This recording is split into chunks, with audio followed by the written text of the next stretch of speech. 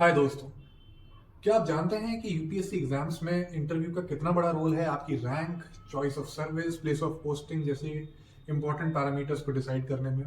यही नहीं, कुछ एग्जाम्स जैसे कि ईपीएफओ, ईएसआईसी में अगर आप 50% मार्क्स सिक्योर नहीं कर पाते हैं इंटरव्यू में, then you are at the risk of being disqualified.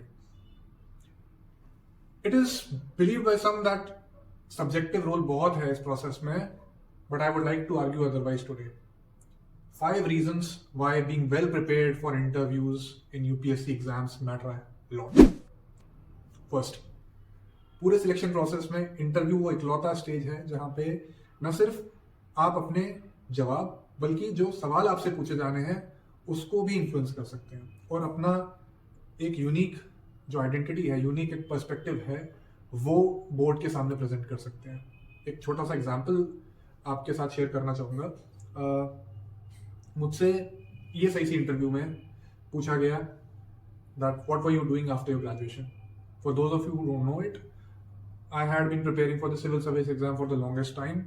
I practically did not have much of any formal experience to share in that answer, but during that period I had had an experience of being a part of student exchange program between India and Pakistan, and I was very comfortable sharing that part of my life, and I thought that that would make a very interesting conversation, so I shared that. That was not directly asked, but मैंने अपने answer में उसको इस तरह से frame किया कि उस पर फॉलो अप क्वेश्चंस पूछे जा सके.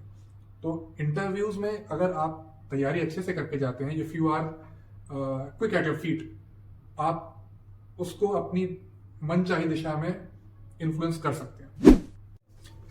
Second, being well prepared for an interview reflects that you respect the process. For example, this is my interview preparation notebook that I had prepared specifically for the ESIC exam. 2 हफ्ते की मैंने छुट्टी ली अपने detailed application form में जितने भी keywords थे, एक एक कीवर्ड के ऊपर जो पॉसिबल क्वेश्चंस हो सकते थे उन पे सोच विचार किया. जो मेरे जानने वाले थे उनसे समझने की कोशिश की कि क्या क्या पॉसिबल क्वेश्चंस हो सकते हैं, और ये प्रिपरेशन जो होती है वो डेफिनेटली रंग लेके आती है. Third, preparing for the interview gives you the ability to handle a diverse set of questions.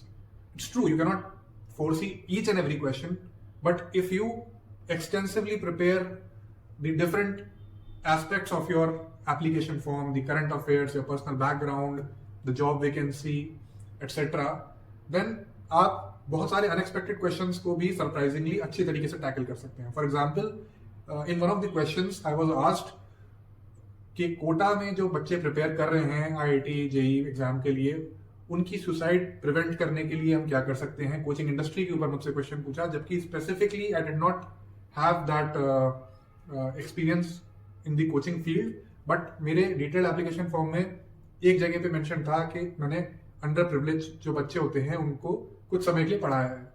सो वो एजुकेशन फील्ड से एक सवाल था, रिलेटेड सवाल था, but because I had forethought education field, education policy, coaching industry, वहां से एक ब्रांच पे मैं 5-10 मिनट के लिए मैंने इस पे पॉसिबल क्वेश्चन सोचे थे, तो that help me a lot. So if you are not prepared for such kind of possibilities, it can surprise you in a bad way.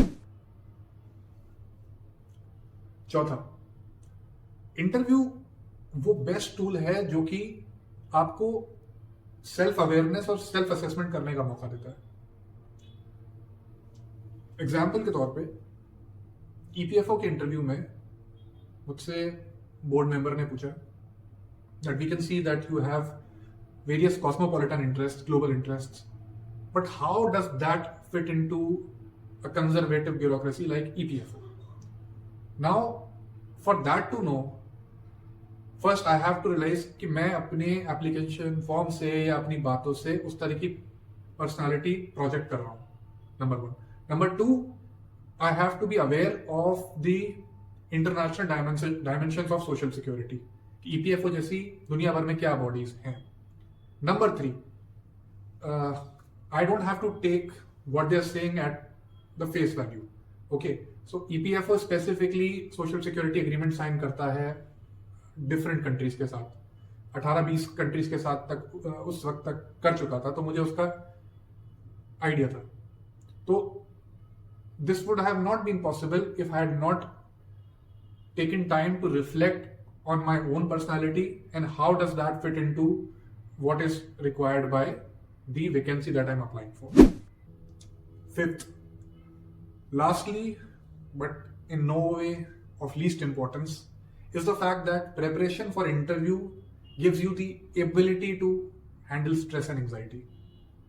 Interview वाला जो D-Day होता है, उस दिन आपको जो सवाल बहुत सिंपल होते हैं वो भी मुश्किल लगने लगते हैं, लोग नर्वस हो जाते हैं.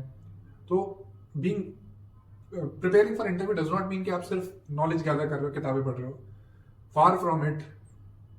Mock interviews for example puts you in that position जहां पे आप उस एक्चुअल इंटरव्यू का एक सिमुलेशन क्रिएट करके पहले से ही अपनी मसल मेमोरी डेवलप कर सकते हो to get into such similar situation later on, and that helps.